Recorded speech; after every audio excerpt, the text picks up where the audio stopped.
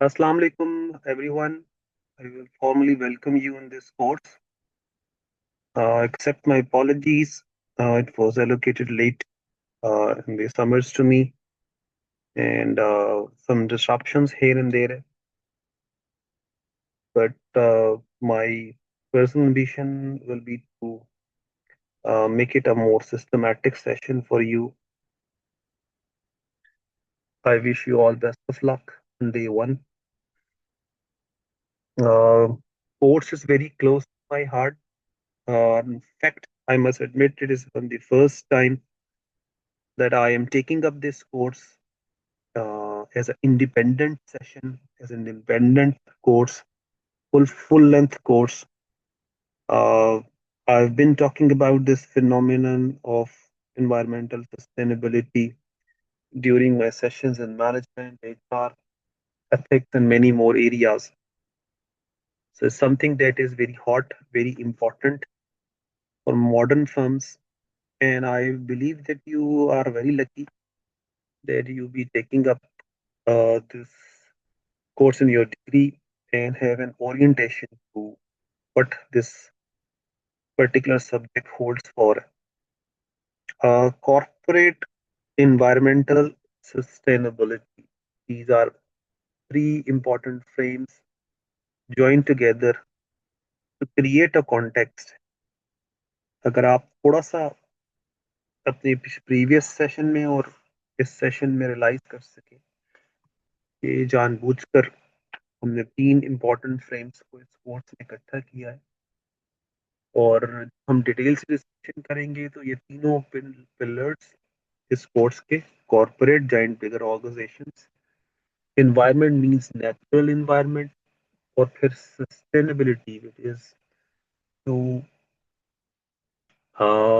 Retain to sustain to reuse यानी हम कोशिश करते हैं कि लाइफ को और रिसोर्सेज को लॉन्ग टर्म के लिए इस्तेमाल कर सकें यानी वे शॉर्ट टर्म एक्शंस में ख़त्म ना हो जाएं जैसे कि नेचुरल रिसोर्सेज खास तौर पर या फिर ऑर्गेनाइजेशनल रिसोर्सेज की जो कि डेफिनेटली एक्सट्रैक्ट हुए हुए कम्युनिटी के रिसोर्सेज से और मुख्तलिफ एरियाज के रिसोर्सेज से तो इस लिहाज से ये तीन इम्पॉर्टेंट पिलर्स कॉर्पोरेट एनवायरमेंटल और सस्टेनेबिलिटी को कनेक्ट किया गया है स्पोर्ट्स में very modern subject it is we could see कि बहुत सारी यूनिवर्सिटीज में ये एक एमएस प्रोग्राम है यानी फुल मास्टर्स प्रोग्राम है एक स्पेशलाइज्ड डिग्री है अ, ये बहुत सारी सब फील्ड्स को जोड़ भी रही है और मेरे हिसाब से बड़ा अच्छा इंडिकेशन है कि हमने अपने करिकुलम को अपडेट किया है और इस कोर्स को अपनी डिग्री का हिस्सा बनाया है क्योंकि जाहिर है प्रैक्टिकल वर्ल्ड में ये डिमांड भी है कि हम ऐसे फिनोमेना के ऊपर डिस्कशंस करें अपनी क्लासेस अपने स्टूडेंट्स की अवेयरनेस को बढ़ाएं उनका स्किल सेट बनाएं जो इस वक्त मॉडर्न है और रिक्वायर्ड है मॉडर्न मैनेजर से तो ये बिजनेस की फील्ड को और इन्वायरमेंटल साइंसेस को मिक्स या इंटीग्रेट करने की एक एफर्ट भी नजर आती है क्योंकि हम इन्वायरमेंटल साइंसेस में बहुत सारे सालों पहले भी इन्वायरमेंटल कंसर्न्स के हवाले से पढ़ते आए हैं बट ये रियलाइजेशन कि हम बीइंग बिजनेसेस या मैनेजर्स ऑफ द बिजनेसेस या ओनर्स ऑफ द बिजनेसेस या future leaders of the businesses क्या ये रियलाइज कर रहे हैं कि इन्वायरमेंटल कंसर्न्स हमारे लिए इम्पोर्टेंट है या नहीं है होनी चाहिए या फिर हम उनके हवाले से कोई systematic effort deliberate effort create कर रहे हैं या नहीं कर रहे तो ये जो पर्टिकुलर टॉपिक है कॉर्पोरेट एनवायरमेंटल ये एक इंटरडिसिप्लिनरी कोर्स भी है ये एक बिजनेस सिटी मेकिंग को एनवायरमेंटल साइंसेस के साथ इंटीग्रेट कर रहा है वंस आप अगर मेरे कोर्सेज में पहले भी टेकअप कर चुके हो तो मुझे जानते होंगे मेरी प्रोफाइल जानते हैं, मैं इसमें बहुत ज़्यादा इसके ऊपर डिस्कशन नहीं कर रहा.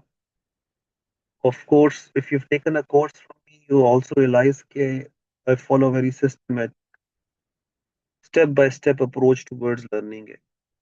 मेरी कोशिश होती है कि मेरे जो भी कंसर्न स्टूडेंट्स हैं उनको एक सिस्टमैटिक पैथ मिल सके लर्निंग का भी और स्किल डेवलपमेंट का भी.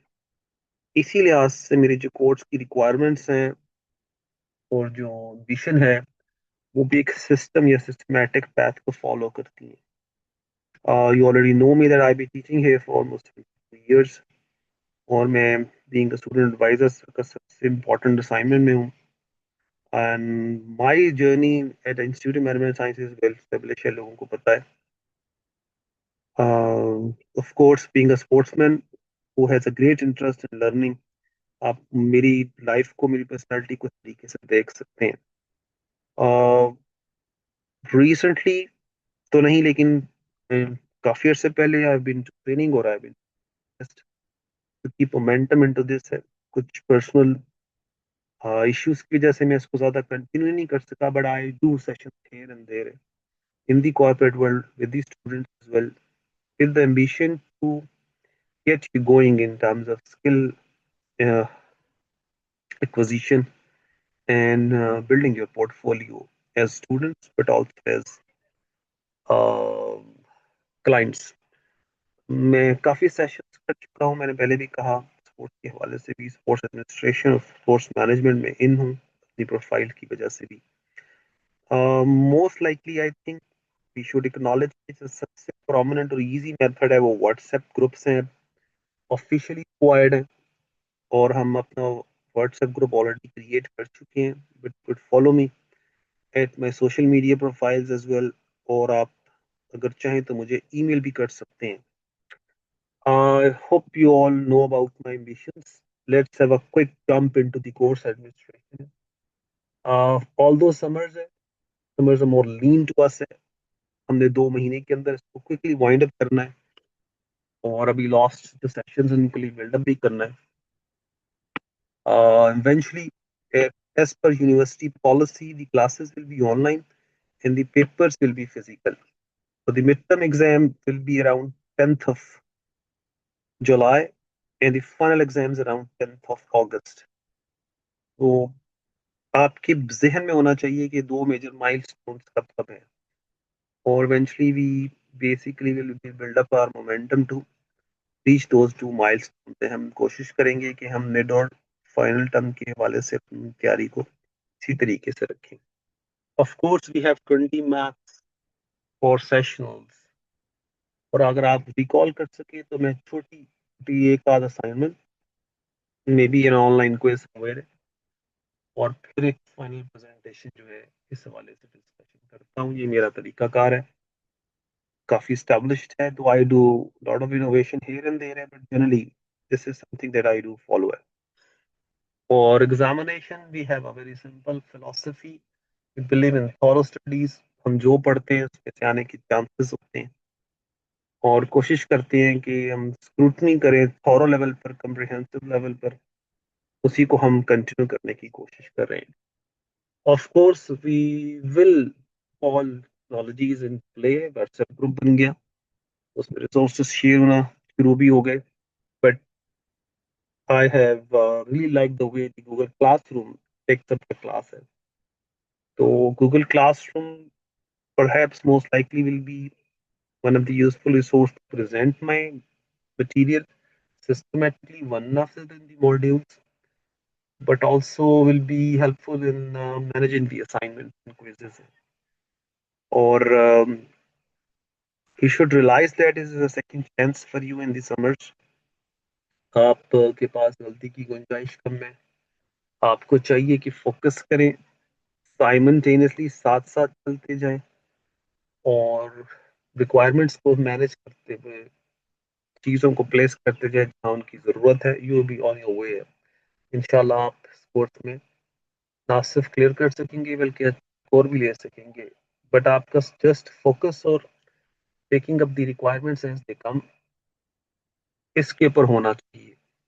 अगर आप केयरलेसनेस करेंगे तो I can not guarantee any one of you कि आप इसको दोबारा सेकेंड टाइम में भी क्लियर कर सकेंगे, नहीं कर सकेंगे। तो I am taking it is very regular class. मैं तो हमेशा ऐसे करता हूँ कि रेगुलर क्लास के तौर पर टेकअप कर रहा हूँ, और आपको बगैर किसी बाइस के आपके साथ डिस्कशंस करना चाहता हूँ। तो मोस्ट लाइकली अगर आप गूगल क्लासरूम के अलर्ट्स को देखते रहेंगे और अपनी की असेसमेंट्स को मैनेज करते जाएंगे, तो आप अपनी कोर्स में अच्छा स्कोर ले सकेंगे। Small assignments are highly likely, जैसे मैंने कहा, प्रेजेंटेशन है, क्विजेस हेयर एंड देयर है।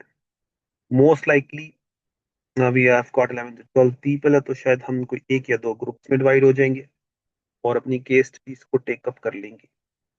आई थिंक एज आई सजेस्ट कि आप केयरलेसनेस से बचना है और फोकस करना है कि आप अपनी जो बेसिक्स हैं, टीचर की गाइडलाइन है, फॉलो करते जाएं। एज आई सेड कि case studies will be the essential part of the major assessment projects, class and projects. Topics assign हो जाएंगे और फिर उस पर टेकअप करना होगा।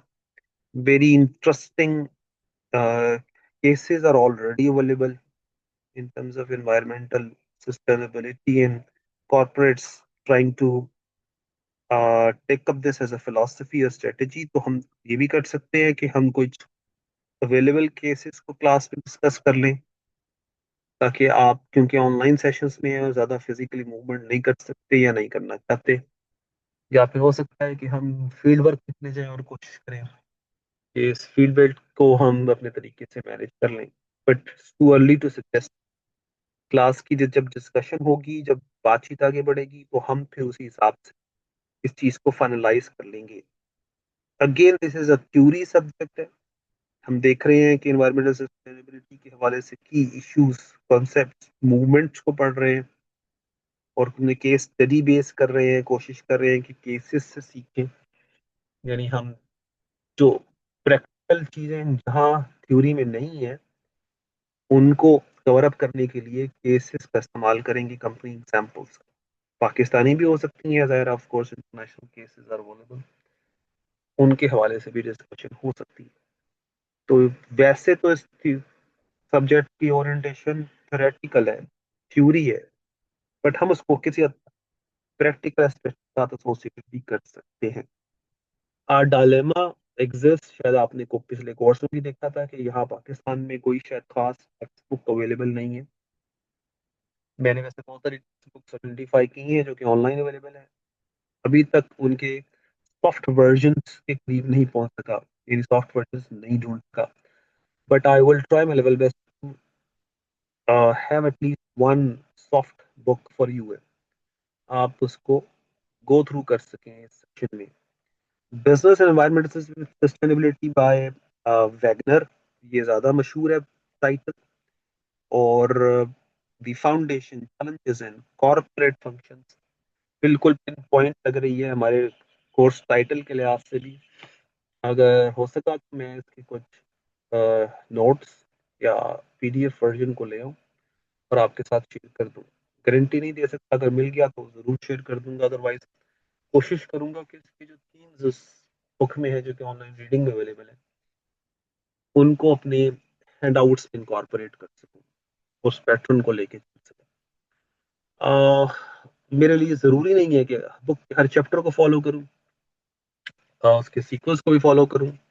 एक इंस्ट्रक्टर के पास ये एबिलिटी या ये फ्लेक्सिबिलिटी होनी चाहिए कि वो अपनी क्लास के हिसाब से सकता है, जिस चीज़ को जिस तरीके से मोल्ड कर सके, अपने पेस के हिसाब से, अपनी एम्बिशन के लिहाज से चीज़ों को ब्रिंग कर सके, क्लास में ला सके, ब्रिंग इन कर। Making sustainability work, best practices in managing and measuring corporate social environmental and economic impacts. As a useful title, again थोड़ा ओल्डर टाइटल है, लास्ट टाइम आई थिंक 2010 या 11 में पब्लिश हुआ था, तो इस बैक है। अगर हमें वैगनर का टाइटल मिल गया तो दैट इज मोर अप्रोप्रिएट, हम इसको देखेंगे। ना भी मिला तो उसके कंटेंट के करीब पहुंच जाएंगे, दैट्स आवर एम्बिशन होनी चाहिए। हम कोशिश कर रहे हैं कि लर्निंग करें, खाली टीचिंग ना हो। मेरी कोशिश है कि लर्निंग हो। हम न्यूट्रल असेसमेंट करें, इंकरेजिंग क्लास एनवायरनमेंट हो, आप डिस्कशन कर रहे हो, सवाल पूछ रहे हो, क्लैरिफाई कर रहे हो, क्रिटिसाइज कर रहे हो, डजेंट मैटर। और हम कोशिश करें कि अब टीचिंग मेथडोलॉजीज को भी develop कर सकें। At the end of the semester, you'll be most likely will be evaluating me in many of the areas that are there. आपने शायद लास्ट टाइम भी ये कोर्स पढ़ा था, वो आउटलाइन भी मेरे पास है, मैंने उसको गो थ्रू किया है। मैंने भी एक जनरल आउटलाइन जो कि कुछ इंटरनेशनल कोर्स से उठाई है, वो आपके सामने प्रेजेंट कर रहा हूँ और कोशिश कर रहा हूँ कि इसी पैटर्न को लेकर चलूँ और अपने मॉड्यूल्स को इन टॉपिक्स के अराउंड डेवलप कर सकूँ। आप देख रहे हैं, फर्स्ट ये focusing on what is sustainability, और फिर इसी कॉन्टेक्स्ट में दी फोकस ऑन नेचुरल इन्वायरमेंट। यानी हमारा जो मेजर फोकस है वो है कि नेचुरल इन्वायरमेंट, उसके इश्यूज, उसके चैलेंजेस, यानी हम फिर इन्वायरमेंटल सस्टेनेबिलिटी पे फोकस कर रहे होंगे इस दौरान में। The greater phenomena of sustainable development all across the world, especially in the light of UNDP goals. Definitely अपनी क्लास में आपने यूएनडीपी के वो जो गोल्स हैं 17, उनके हवाले से कोई ना कोई डिस्कशन की होगी। But a very established and useful framework, triple bottom line, यानी बिजनेस के लिए गाइडलाइन फ्रेमवर्क है जो ये गाइड करता है कि बिजनेसेस को तीन इंपॉर्टेंट एस्पेक्ट्स पे कैसे बैलेंस क्रिएट करना है, which is more close to the ecosystem approach. Ecosystem जो पर्सपेक्टिव है उसके भी करीब है। और फिर उसके बाद हमारे बहुत सारे और मॉडल्स, खास तौर पर concepts like circular economy and regenerative business, और फिर इनोवेशन रिलेटेड टू सस्टेनेबिलिटी। कहीं ना कहीं आपको नजर आएगा कि एंटरप्रेन्योरियल परसूट के लिहाज से ऑर्गेनाइजेशंस जो है वो इनोवेशन में और एंटरप्रेन्योरियल मूव्स में क्या कर सकती हैं, keeping in mind the major goals of sustainability. और once you look around here and there normal life में, तो आपको जगह जगह इनोवेटिव न्यू कंसेप्ट नजर आ रहे होंगे which are directly related to formally informally, क्या कहते हैं, दिखावे के तौर पर या फिर जेन्युइनली ऑर्गेनाइजेशंस हर चीज को सस्टेनेबिलिटी के साथ जोड़ रही हैं और इनोवेटिव आइडियाज को लेकर चल रही हैं, which I think should be the most prominent, the most important objective of this course है। यानी हमारे इस कोर्स का मेजर ऑब्जेक्टिव ये होना चाहिए कि हम फ्यूचर में जब बिजनेस की प्रैक्टिसेस को टेक अप कर रहे हैं एज मैनेजर्स, तो हम सस्टेनेबिलिटी को और इनोवेशन को मेजर गोल के तौर पर, कंबाइंड गोल के तौर पर देखें। Of course then we have lot of options, दो आप देखेंगे कि फाइनेंस में भी, मार्केटिंग में भी, एचआर में भी आपको सस्टेनेबिलिटी के हवाले से बहुत सारी डिस्कशंस मिलेंगी। बट जो इंडस्ट्रीज खासतौर पर सबसे ज्यादा सस्टेनेबिलिटी के हवाले से और एनवायरमेंटल कंसर्न्स के हवाले से डिस्कस होती है, वो मैन्युफैक्चरिंग कंसर्न्स है, जहां मैन्युफैक्चरिंग हो रही है। तो हम देखेंगे कि मैन्युफैक्चरिंग और खास तौर पर जहां जहां रिसोर्सेज की मूवमेंट है, शिपमेंट है, सप्लाई है, उस हवाले से बहुत सारी डिस्कशन मौजूद है। तो हम सप्लाई चेन और प्रोक्योरमेंट के ऊपर फोकस करेंगे और वहाँ सस्टेनेबिलिटी को देखेंगे, लीन मैनेजमेंट, लीन प्रोडक्शन, इस हवाले से जो मूवमेंट्स चल रही हैं उनके ऊपर हम बात करेंगे। Of course one of the major aspect of any corporate level activity is reporting, formal reporting and communication. This has becoming a serious challenge for top executives because now through legal frameworks, through community pressures, and through environmental overall world level movements, the top executives now need to uh, formally indicate whether they are following the guidelines and they are achieving the sustainability goals generally, or what is acceptable by governments, legal frameworks, and communities. तो sustainability reporting and communication का module मुझे नजर आ रहा है emerge होता हुआ। Of course, we also looking at the future of businesses, future of entrepreneurs, future of leadership, future of modern organizations, especially in the context of the SDGs, the Sustainable Development Goals. In fact, at BZU, we also have now a profound focus on relating everything that we do in terms of the SDGs. हम local और national firms के हवाले से कुछ interesting cases के through या फिर आप यूं समझें कि interesting stories के थ्रू देखेंगे कि what future holds for in terms of sustainability, trend क्या है, आने वाले trends क्या हैं. For example, looking at everything going smart, we're using information technology, internet, we're focusing on smart technologies to retain resources, focus on minimal use of resources. हम देख रहे हैं कि टेक्नोलॉजिकल ट्रेंड्स फ्यूचर के लिहाज से हमें कैसे हेल्प कर सकेंगे कि ऑर्गेनाइजेशन जो है वो ज़्यादा से ज़्यादा सस्टेनेबल हो सकें. I hope this will generate a bit of interest in you. Already you've gone through that.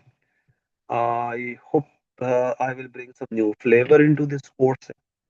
और मेरी कोशिश होगी कि मैं अपनी बेस्ट ऑफ नॉलेज से बेस्ट बेस्ट ऑफ एक्सपीरियंस से आपको ना सिर्फ गाइड कर सकूं बल्कि अपने एनरिच्ड रिसोर्सेज से रिसोर्सेज को इस तरीके से लाऊं कि आपके लिए हेल्पिंग हो सकें, इजी टू यूज हो सकें.